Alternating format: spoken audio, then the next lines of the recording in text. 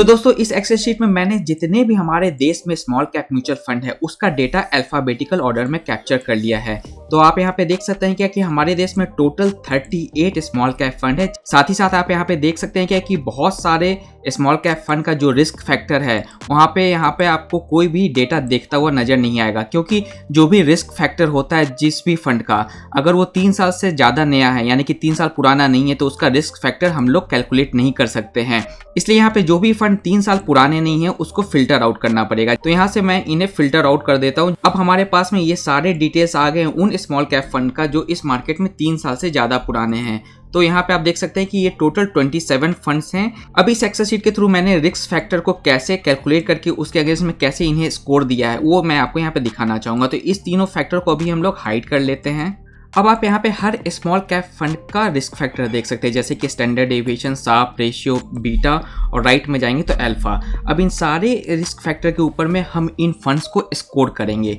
Score किस तरीके से करेंगे अब वो मैं आपको बताता हूँ। तो स्मॉल कैप कैटेगरी का जो एवरेज स्टैंडर्ड डेविएशन है वो 26.96 का है। वो इस तरीके से निकाला गया है कि आप अगर इन सारे स्टैंडर्ड डेविएशन को ऐड करके इसको जो 27 से डिवाइड कर देंगे तो आपको इसका जो स्टैंडर्ड डेविएशन एवरेज है वो 26.96 का आ जाएगा। और यहाँ पर जो भी फंड का जो स्टैंडर्ड डेविएशन है वो आप एक्चुअल यहाँ पे देख सकते हैं जो हमने रिपोर्ट डाउनलोड की है। और यहाँ पे स्टैंडर्ड डेविएशन में एक बात आपको जानने की जरूरत है कि स्टैंडर्ड डेविएशन का मतलब होता है वॉलेटिलिटी। स्टैंडर्ड डेविएशन जितना कम हो उतना अच्छा होता है। अब इस सेल ई के ऊपर में मैंने यहाँ पर रूल्स लगा दिए हैं। रूल्स ये है कि सबसे पहला रूल ये है क्या कि जैसा कि हम लोग यहाँ पे देख सकते हैं क्या कि कैटेगरी का जो एवरेज स्टैंडर्ड डेविएशन है वो 26.96 का है। इसलिए जो भी फंड का स्टैंडर्ड डेविएशन 26.96 से ज़्यादा होगा वो रेड में हो जाएगा। उसी तरीके से 1.5 पॉइंट अगर इसको नीचे देखें यानी कि 25.5 से नीचे का जो भी स्टैंडर्ड डेविएशन होगा वो सेल ग्रीन हो जाएगा, और बाकी का 25.5 से लेकर के 26.96 के बीच में जिसका भी स्टैंडर्ड डेविएशन होगा वो येलो में आ जाएगा। तो इस तरीके से हर म्यूचुअल फंड को आप देख सकते हैं क्या कि किसका स्टैंडर्ड डेविएशन ग्रीन है, किसका रेड है और किसका येलो है।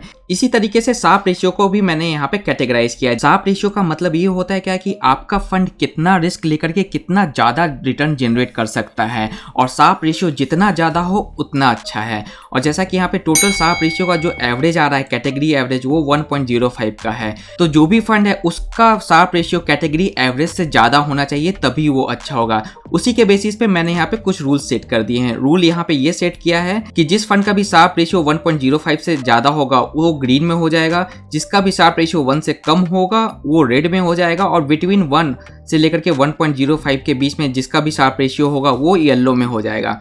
तो अब बात करते हैं बीटा की। तो बीटा अगेन आपके फंड की वॉलेटिलिटी डिसाइड करता है। बीटा 1 से कम होना चाहिए और 0.8 से अगर बीटा कम है तो वो बहुत ही अच्छा माना जाता है। इसलिए मैंने यहाँ पे रूल सेट कर दिया है कि 0.9 से बीटा जिसका भी ज्यादा होगा वो रेड हो जाएगा, 0.8 से 0.9 के बीच में येलो हो जाएगा, और 0.8 से जिसका भी बीटा कम होगा वो ग्रीन में हो जाएगा। इसी तरीके से यहाँ पे अल्फा के लिए भी रूल यहाँ पे मैंने सेट किया है। जैसा कि आप देख सकते हैं कि इसका कैटेगरी एवरेज 5.08 का निकल के आ रहा है, और अल्फा भी जितना ज्यादा हो उतना ज्यादा अच्छा होता है। इसलिए अल्फा के ऊपर में भी मैंने यहाँ पे रूल्स लगा दिए हैं। और रूल ये है क्या कि जो भी 5.08 से जिसका भी अल्फा ज़्यादा होगा वो ग्रीन हो जाएगा, 4 एंड 5.08 के बीच में येलो, और 4 से नीचे अगर अल्फा है तो उसका रेड हो जाएगा। तो इसी के बेसिस पे यहाँ पे जो सेल्स है उसके कलर डिसाइड कर दिए गए हैं। तो चलिए अब इस कैटेगरी एवरेज के सेल का काम हो चुका है तो इसे हम लोग हाइड कर देते हैं।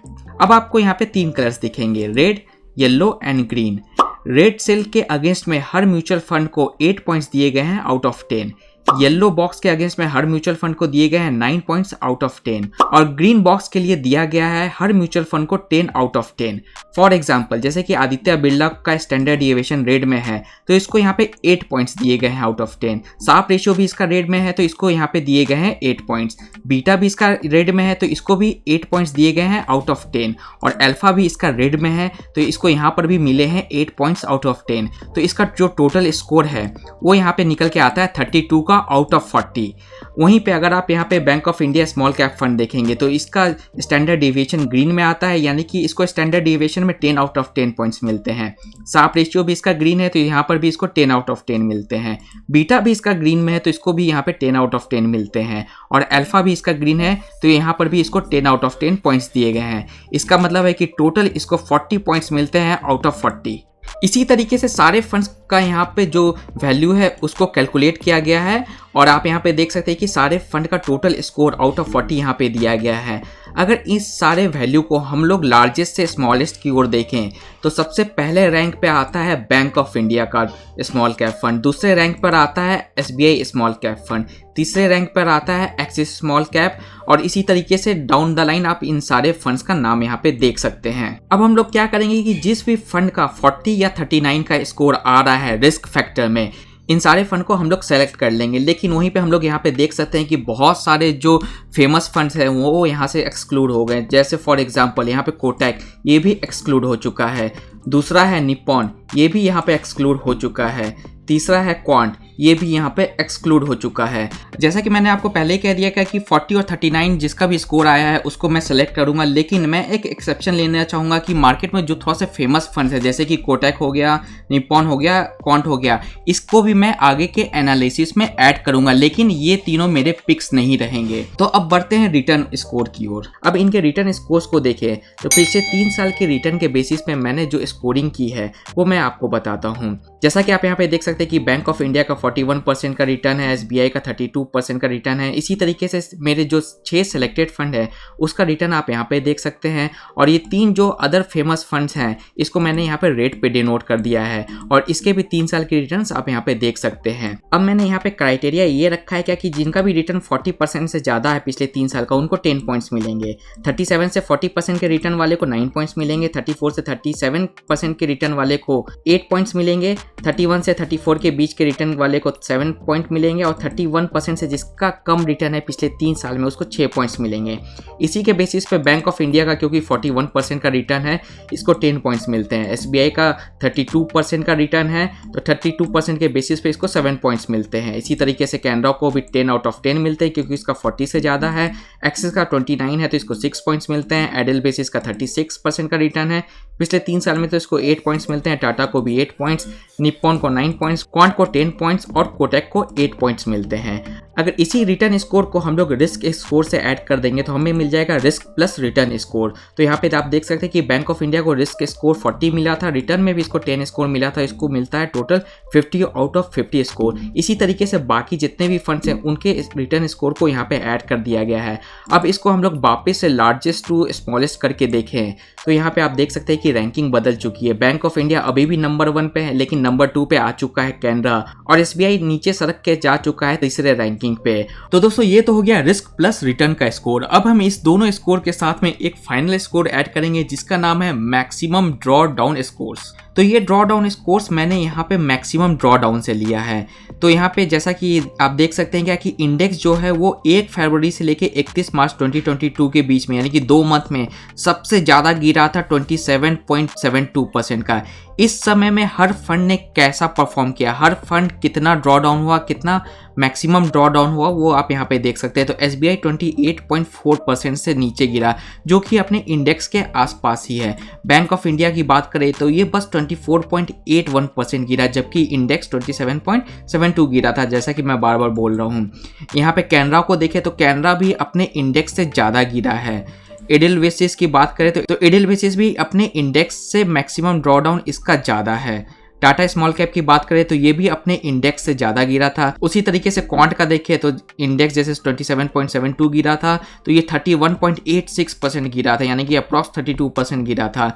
एक्सिस की बात करें तो एक्सिस भी 30.2% गिरा था अगेंस्ट द इंडेक्स। कोटक की बात करें तो कोटक तो 34% गिरा था, ये सबसे ज़्यादा गिरा था स्मॉल कैप फंड में। निप्पॉन की बात करें तो निप्पॉन भी अप्रॉक्स 34% गिरा। तो इसी मैक्सिमम ड्रॉ डाउन के डेटा को अगर हम लोग अपने एक्सेल में फिल करेंगे तो यहाँ पे आप देख सकते हैं कि सारे फंड का मैक्सिमम ड्रॉ डाउन का जो फिगर है वो यहाँ पे फिल्ड है और इंडेक्स का जो मैक्सिमम ड्रॉ डाउन था -27.7 का वो यहाँ पे फिल्ड है। और उसी के बेसिस पे मैंने कुछ पैरामीटर सेट किए हैं जिसको आप वीडियो पॉज करके 1 सेकंड के लिए देख सकते हैं और इसी पैरामीटर के अगेंस्ट में इन सारे फंड्स को यहाँ पे फिर से स्कोर दिया गया है। तो बैंक ऑफ इंडिया का जैसा कि मैक्सिमम ड्रॉ डाउन वो इंडेक्स के मैक्सिमम ड्रॉ डाउन से काफी कम था तो इसको यहाँ पे 10 पॉइंट्स दिए गए हैं। कैनरा रोबेको का जो मैक्सिमम ड्रॉ डाउन था वो -29.3 का था जो कि इंडेक्स मैक्सिमम ड्रॉ डाउन से थोड़ा सा ज्यादा था, इसलिए यहाँ पे इसको 8 पॉइंट्स दिए गए हैं अगेंस्ट दिस पैरामीटर। अगर इसी स्कोर को हम लोग रिस्क प्लस रिटर्न के स्कोर्स में ऐड कर देंगे तो हमें मिलेगा फाइनल स्कोर। और इस फाइनल स्कोर्स में आप देख सकते हैं कि टॉप 3 फंड्स हैं। सबसे पहला पोजीशन है bank of India small cap, दूसरा पोजीशन जाता है कैनरा रोबेको स्मॉल कैप और तीसरा पोजीशन जाता है एसबीआई स्मॉल कैप फंड। चौथे पे आता है एडिल बेसिस, पांचवें पे टाटा और छठे नंबर पे आता है एक्सिस। और जैसा कि ये तीनों फंड, वैसे भी इस तीनों को मैंने पहले ही कहा था कि ये तीनों फंड यहीं पे सेलेक्ट नहीं हुए जा रहे थे, और इसको फाइनल रिपोर्ट में भी अगर देखा जाए तो ये तीनों फंड फाइनल रिपोर्ट में भी बॉटम 3 में ही बने हुए हैं।